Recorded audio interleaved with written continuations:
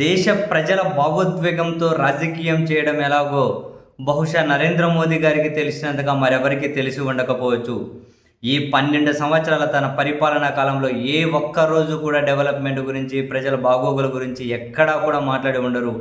కానీ ఇప్పుడు చూడు, మతము, దేవుడు, ఇంకా చరిత్రలో జవహర్లాల్ నెహ్రూ గారిని ఇంకొకరిని తిట్టుకుంటూ పోవాలి.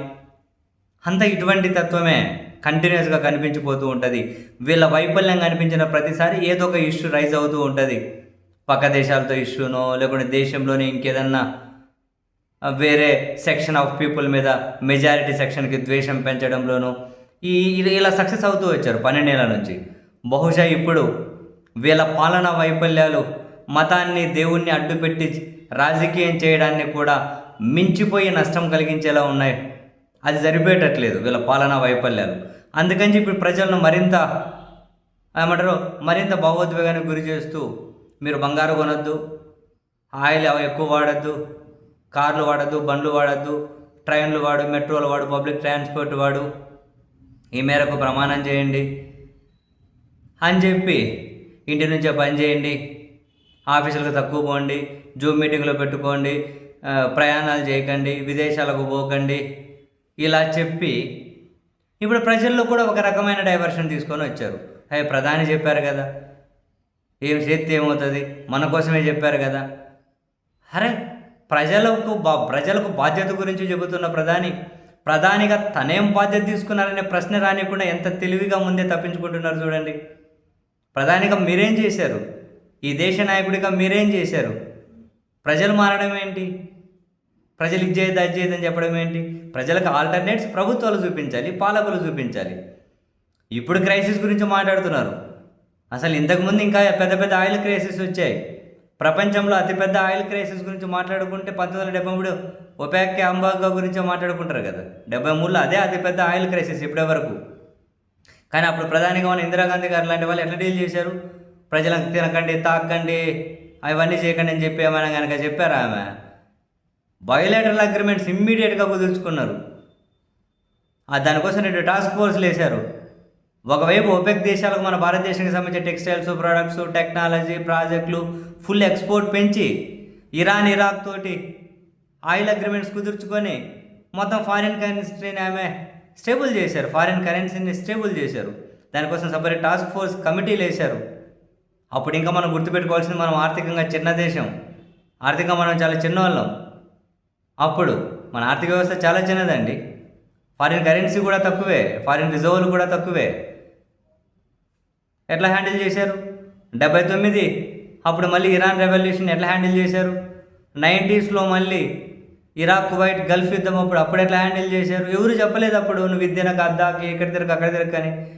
ఇమ్మీడియట్గా కొన్ని అగ్రిమెంట్స్ కుదుర్చుకున్నారు, ఫారిన్ రిజర్వులు స్టేబుల్ చేయగలిగారు, బ్యాలెన్స్ చేయగలిగారు. అప్పుడు స్వయంగా ప్రధానిలే ఇన్వాల్వ్ అయ్యి ఇవన్నీ సెట్ చేసుకుంటూ వచ్చారు. కానీ ఇప్పుడు ఏం చేస్తున్నారు? ఆయన ఎక్కడ నోరు తెరిచి మాట్లాడింది లేదు. ఏ ఒక్క దేశంతో మంచి సంబంధాలే అమెరికా అధ్యక్షుడు తప్పడు పొగిడించుకోవడం, తిట్టించుకోవడం తప్పితే. మరి ఇప్పుడు అది వాడదు, ఇది వాడదు. మరి ప్రజలు ఆల్టర్నేట్ చూపించండి. ఆ చమురు ఆ పెట్రోల్, డీజిల్ ఎక్కువ వాడొద్దు అంటే ఆల్టర్నేట్ ఏంటో ప్రజలకు చూపించండి.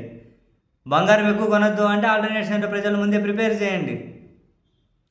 వర్క్ ఫ్రమ్ హోమ్ చేయండి అంటే ఆల్టర్నేట్ చూపించండి. వర్క్ ఫ్రమ్ హోమ్ ఏందో. పబ్లిక్ ట్రాన్స్పోర్ట్ వాడాలి అంటే పబ్లిక్ ట్రాన్స్పోర్ట్ పెంచండి, మరి పెంచండి. ప్రజలకేం ఆల్టర్నేట్స్ లేకుండా ఇంకా నయం పోయి 100 ఏళ్ళ కిందట మన వాళ్ళు ఎట్లుండేవాళ్ళు, మన సంస్కృతి ఎట్లుంది, ఇప్పుడు మనం అక్కడికి వెళ్ళాలి. మన పూర్వీకుల మీద, మన సంస్కృతి, మన నాగరికత మీద మనకు ప్రేమ లేదా అని చెప్పి బయటికి ఎద్దల బండి కంటే ముందు మనుషులే లాగుతూ ఉండేవాళ్ళు, లేకుంటే ఏమన్నా జంతువులతో లాగించేవాళ్ళు. తిండి బయటకు అడవుల్లో ఉందాం, ఆరోగ్యానికి మంచిది, పొల్యూషన్కు దూరంగా అని చెప్పి రకరకాల సిస్టమ్ తీసుకొస్తారు. ఏంది మరి ఇప్పుడు వీళ్ళ పాలనా వైఫల్యాలను తప్పించుకోవడం కోసం ప్రజల మీద ఇంకేదో బాధ్యత పెట్టి చాలా బాధ్యతయుతంగా మాట్లాడుతున్నట్టు, మళ్ళీ వీళ్ళ చేతిలోనే ఉన్న మీడియా దీన్ని చాలా పాజిటివ్గా ప్రొజెక్ట్ చేయడం. అసలు మీడియా అనబడేది సిగ్గు, లజ్జ, మానం, మర్యాద అంటే ఏం ప్రశ్నించాలి? ప్రధానిగా మీరేం చేశారు? పాలకులుగా మీరేం చేశారు? 12 ఏళ్లలో సాధించింది ఏంటి? ఇరాన్ యుద్ధంలో వల్ల క్రైసిస్ వస్తూ ఉంటే మీరు చేసింది ఏంటి? ఏం చేశారు? అమెరికా రష్యా నుంచి చమురు కొనొద్దంటే ఎస్ బాస్ కొనం. సరే మళ్ళీ కొనుక్కుంటే ఎస్ బాస్ కొంటాం. ఇరాన్ నుంచి నువ్వేం కొనొద్దంటే ఎస్ బాస్ కొనం. మళ్ళీ కొనుక్కోపు అంటే ఎస్ బాస్ కొంటాం. ఇదా ఒక ఒక ప్రభుత్వం హ్యాండిల్ చేయాల్సిన ఇంత పెద్ద సార్వభౌమత్వ దేశం అనేది హ్యాండిల్ చేయాల్సిన వేణ ఇది చర్చ ఎక్కడైనా జరుగుతుందా? ఇట్లాంటి వైఫల్యాలు కప్పిపుచ్చుకోవడం కోసమే వాట్సాప్ యూనివర్సిటీని చేతిలో పెట్టుకొని, మొత్తం మీడియాను చేతిలో పెట్టుకొని ఏం మాట్లాడినా పాజిటివ్ చర్చన. కరోనా పోవాలంటే తప్పట్లు తాళాలు కొట్టండి, ప్లేట్లు బాల్కనీలకు వచ్చి నెత్తి కొట్టుకోండి అని చెప్పినట్లా. ప్రజలు అసలు వాళ్ళకు ఉన్నటువంటి ఆప్షన్స్ నుంచి ఎందుకు దూరం పోవాలి? మీరు ఆల్టర్నేట్స్ ప్రభుత్వం కల్పించకుండా. అరే ఏం గొప్ప పాలకులయ్యా నిజంగా. వామ్మో! దేశంలో ఇప్పటికే జనం మధ్య మతం దేవుడు అని చెప్పి ఒక విభజన రేఖ స్పష్టంగా గీసేశారు.